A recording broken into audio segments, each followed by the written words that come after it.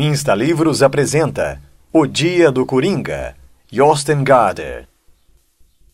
Hans Thomas e seu pai partiram em uma viagem de carro pela Europa, da Noruega à Grécia, o berço da filosofia, em busca da mãe de Hans Thomas, que os deixou muitos anos antes. No caminho, o garoto recebe um misterioso livro em miniatura, As Fantásticas Memórias de um Marinheiro Naufragado em 1842, numa ilha estranha, onde um baralho de cartas ganha vida. Este livro une fantasia e realidade, contos de fadas e história da família, estruturado como um baralho de cartas, onde cada capítulo representa uma carta, cheio de perguntas sobre o significado da vida. Ele estimulará você a fazer suas próprias observações. Para todos os que querem se encontrar, continuem bem onde estão. Do contrário, é grande o risco de se perderem para sempre. Um garoto de 12 anos, Hans Thomas e seu pai, decidem juntos viajar pela Europa para localizar e trazer de volta para casa a sua mãe, que 8 anos antes começou uma jornada sozinha e sem avisos prévios, com o objetivo de se encontrar. Na viagem, param em um posto de gasolina de uma só bomba e um anão os atende. Atendendo ao pedido da indicação de um bom caminho, o anão indica um que faz um desvio até um povoado chamado Dorf, caminho este que Hans Thomas e seu pai descobrem depois é mais longo. Ainda no posto, o anão dá a Hans Thomas uma lupa que diz ter sido feita por ele mesmo, com um pedaço de vidro encontrado no estômago de um cervo. Eles chegam a Dorf e passam a noite lá. Hans Thomas passeia pela cidade enquanto o pai se diverte no bar do hotel, decidindo entrar em uma padaria em que havia ficado por minutos admirando o aquário de um único peixe que enfeitava a vitrine, e a que ele tinha percebido faltar um pedaço de vidro do tamanho do que compunha sua lupa. Ao ver que Hans Thomas tinha aquela lupa, o padeiro o convida a entrar. Lhe serve um refrigerante de pera, dizendo que um dia serviria para o menino uma bebida muito mais gostosa que aquele refresco, e lhe dá um saco com 4 pães doces, pedindo, em segredo, para que Hans comesse o maior pãozinho apenas quando estivesse sozinho. Hans Thomas encontra seu pai e dá para ele um pãozinho, comendo-o mesmo os outros 2 e deixando por último o maior. À noite, quando Hans Thomas come o maior pãozinho, encontra dentro dele um livrinho, um pouco maior que uma caixa de fósforos, escrito com letras minúsculas. Usando a lupa que havia ganhado do anão, ele começa a leitura do livro. A partir daí, enquanto segue em viagem, Hans lê o livrinho e descobre os mistérios escondidos nele enquanto aprende mais coisas sobre seu pai, que adora filosofar sobre a vida, traço que ambos passam a compartilhar no decorrer da viagem. O livro, escrito pelo padeiro, conta a história dele próprio, Ludwig, um ex-soldado, de seu mestre Albert, que lhe ensinara a arte da panificação, e do mestre de seu mestre, Hans. À medida que o enredo do pequeno livro acontece, cada um conta sua história de vida e como seus destinos são entrelaçados. Hans era um marinheiro que naufragou numa ilha e encontrou uma sociedade um tanto estranha, que descobre ter sido criada por Frode, outro náufrago da ilha, que lhe conta sua história. O navio de Frode naufragou e, como único sobrevivente, ele havia ficado anos e anos solitário, tendo como companhia apenas um baralho. Ao longo dos anos, o baralho se desgastou a ponto de ficar quase impossível distinguir uma carta da outra. Mas Frode, com toda a sua criatividade e tempo de sobra que a solidão lhe permitia, deu a cada uma das cartas de seu baralho uma personalidade, acreditando ser cada uma delas uma pessoa. Frode conversava com suas cartas e, em sua imaginação, elas respondiam. Cada uma tinha seu temperamento e personalidade, havendo semelhanças entre números e naipes. Certa vez, perambulando pela ilha, Frode vê o valete de paus e o rei de copas andando exatamente como ele os havia imaginado. E logo surge todo o resto do baralho. Então Frode passa a conviver com as cartas, que tinham um pensamento muito limitado, principalmente por causa da bebida púrpura, que era deliciosa, promovendo reações indescritíveis ao ser ingerida, mas que, em excesso, destruía a mente. Após exatos 52 anos da chegada das primeiras cartas, o valete de paus e o rei de copas, Hans chega à ilha.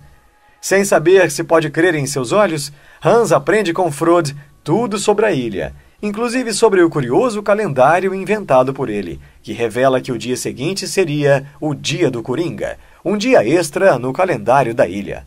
Neste dia havia uma festa em que todos jogavam o jogo do Coringa. O Coringa era um anão que tinha aparecido depois dos outros e que, depois de muito se inebriar com a bebida púrpura, decidiu parar de experimentá-la, tornando-se, portanto, o único ser pensante da ilha, além de Frode e agora de Hans. O jogo do Coringa, que tornava o dia tão especial, consistia na junção de frases que todas as cartas, a pedido do Coringa, pensavam. Frases estas aleatórias que cada anão criava sozinho sem a interferência de outros. O Coringa, então, organizava cartas em uma determinada ordem e cada um declamava sua frase, até que tivessem sentido, criando um grande enredo. As frases antes desconexas formavam agora uma história, revelando haver uma ligação entre os anões e uma habilidade além do entendimento de todos. A história formada é toda enigmática e descobre-se que se relaciona com a vida de Frode, de Hans, de Albert, de Ludwig e até de Hans Thomas.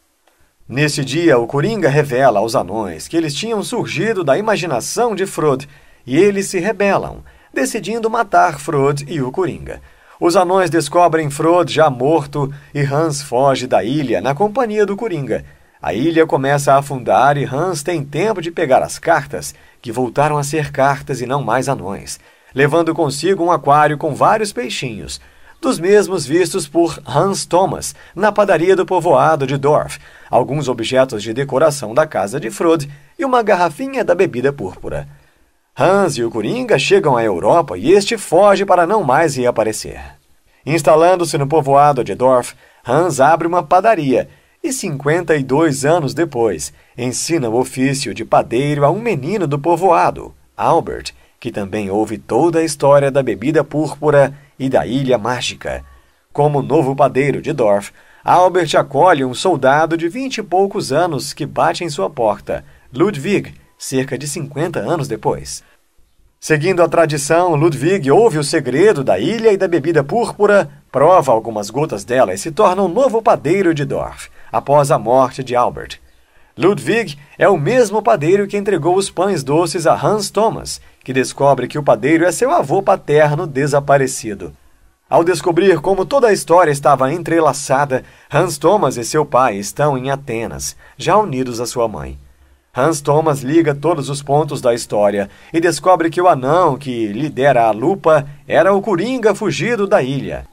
Ele convence os pais a passarem por Dorf para averiguarem o caso do padeiro, e ao chegarem lá, ele encontra sua avó, que diz que Ludwig telefonara para ela, revelando ser mesmo o seu amado desaparecido. Os quatro, pai, mãe, Hans Thomas e avó, voltam para casa na Noruega. E Hans, cerca de 6 anos depois, filosofa. Será que toda a história aconteceu mesmo? E qual foi o maior mistério dela? Será que havia mesmo um livrinho dentro daquele pão doce maior do que os outros? A única certeza dada por Hans Thomas é que um Coringa continua perambulando pelo mundo e que ele se encarregará de não permitir que o mundo se acomode. A qualquer momento, em qualquer parte, pode aparecer um pequeno bobo da corte usando um barrete e uma roupa cheia de guizos tilintantes que perguntará quem somos e de onde viemos, assim como fazia na ilha e devemos fazer em nossas vidas. A vida é uma loteria gigante, da qual só se vêem os ganhadores. O que trouxe você até aqui hoje? Quais as probabilidades de que seus antepassados mais distantes tenham passado ilesos pelos altos e baixos da história, assim permitindo que sua figura pudesse estar presente e viva agora? Sua vida neste planeta foi ameaçada por insetos e animais selvagens, meteoros e raios, doenças e guerras, enchentes e incêndios, envenenamentos e acidentes.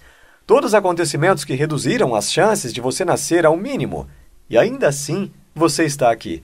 Essa é uma única e longa cadeia de acasos e essa cadeia pode ser acompanhada até a primeira célula viva, que se dividiu e com isso deu o pontapé inicial para tudo o que cresce hoje em dia no planeta. A probabilidade de a cadeia não se interromper em algum ponto do passado ao longo de 3 ou 4 bilhões de anos é tão pequena que quase não podemos imaginá-la. Mas, se você chegou até aqui, deve saber a sorte que teve para que possa ter o prazer de desfrutar deste planeta. Por exemplo, já aconteceu de você pensar em um amigo e no momento seguinte ele telefonar ou aparecer na sua casa? Muitos consideram uma coincidência como essa algo sobrenatural. Acontece, porém, você pode pensar com frequência nesse amigo e nem por isso ele aparecerá todas as vezes. Ou ele pode telefoná-lo, ainda que você não tenha pensado nele. O problema é que pensamos nas ocasiões em que as duas coisas acontecem ao mesmo tempo. Se achamos na rua uma nota de R$10 quando estamos precisando, com urgência, de dinheiro, a primeira coisa que nos vem à cabeça é que há algo de sobrenatural naquela coincidência, ainda que continuemos sem dinheiro os outros dias do ano. Assim se acumulam as histórias sobre experiências sobrenaturais a que tanto as pessoas se interessam. Trata-se de algo em que apenas os ganhadores são visíveis. O fato de nós nos aferrarmos com tanta voracidade ao sobrenatural pode ser explicado por um tipo raro de cegueira, que não nos permite enxergar o maior dos mistérios, o fato de que existe um mundo.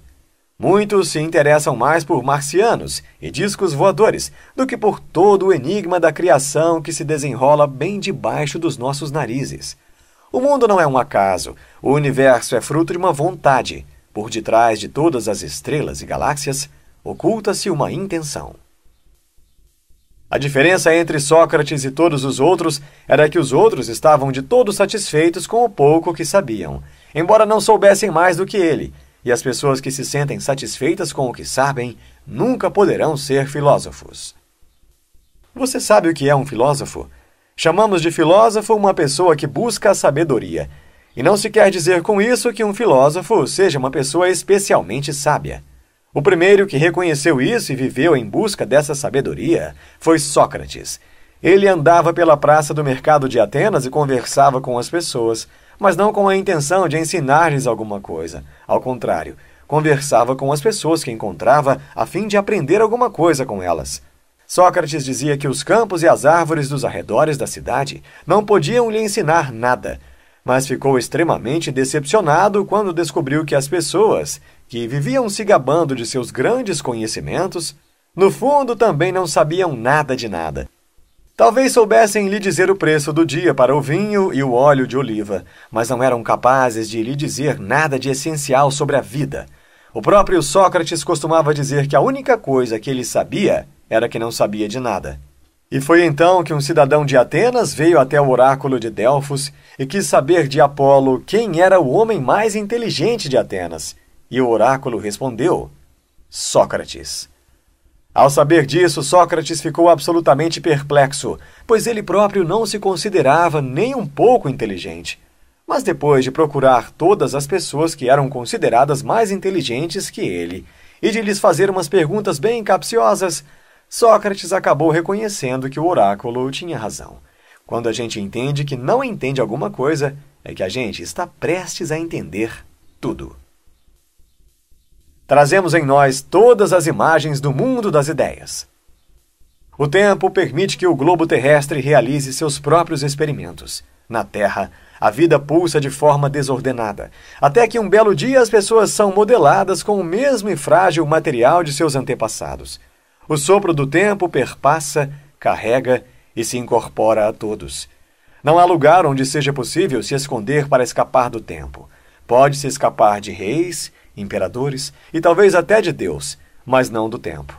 Ele enxerga a todos em toda parte, pois tudo está mergulhado nesse elemento, que devora tudo através da história, destruindo civilizações, corroendo antigos monumentos e engolindo gerações atrás de gerações.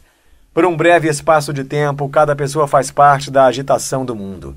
Mas toda essa agitação algum dia vai desaparecer e ser substituída por outra, pois sempre há outras pessoas prontas à espera. Sempre surgem novas ideias. Nenhum tema se repete. Nenhuma composição é escrita 2 vezes. Nada é tão complicado e tão precioso quanto um ser humano. O único elemento intangível ao tempo é o pensamento. O pensamento não pode ser levado. É o que Platão chama de o mundo das ideias. Nunca aconteceu a você de querer desenhar ou construir alguma coisa e não conseguir fazer isso direito? Você tenta mais uma vez, tenta outras vezes, mas nunca dá certo. Isso se explica pelo fato de que a imagem que você tem do que quer fazer sempre é incomparavelmente superior às cópias a que você tenta dar forma com as mãos. E o mesmo ocorre com tudo o que vemos à nossa volta. Trazemos dentro de nós a noção de que tudo o que vemos à nossa volta poderia ser melhor do que é, porque trazemos em nós todas as imagens do mundo das ideias. É lá que estava a nossa alma antes de vir habitar um corpo, e é para lá que ela vai voltar quando o corpo sucumbir à ira do tempo. Pelo menos era o que achava Platão, um dos maiores filósofos gregos. Precisamos voltar nossos olhos para além e para cima do que vemos à nossa volta. Precisamos enxergar aquilo que de tudo à nossa volta é apenas uma imitação. Este mundo é um milagre tão fantástico que diante dele não se sabe se ri ou se chora. O mundo é um milagre que está além da nossa compreensão. Como explicar o fato de que nascemos seres humanos? Essa indagação e esses sentimentos são trazidos à tona em diversos momentos como uma descoberta totalmente nova. Tudo o que parece ser tão recentemente descoberto provavelmente esteve ali todo o momento. A consciência da própria existência é uma condição para o entendimento do que é um ser humano. Por isso, Ludwig sabia que não poderia mais beber da misteriosa bebida púrpura, pois caso contrário sua nova consciência iria se esvair a cada novo gole, até afinal desaparecer. Ele experimentaria com tanta frequência e com tanta intensidade todas as coisas do mundo, que inevitavelmente acabaria se tornando indiferente a elas. E no fim, deixaria de ter qualquer sentimento. Seria como um tomate, ou como uma ameixeira. Enquanto somos crianças, ainda possuímos a capacidade de experimentar intensamente o mundo à nossa volta. Com o passar do tempo, porém, acabamos por nos acostumar com o mundo. Ser criança e se tornar um adulto é como embebedar-se de sensações, de experiências sensoriais. A condição da consciência de estar vivo permite entender como cada ser existente é algo único, misterioso, muito além do que se pode compreender.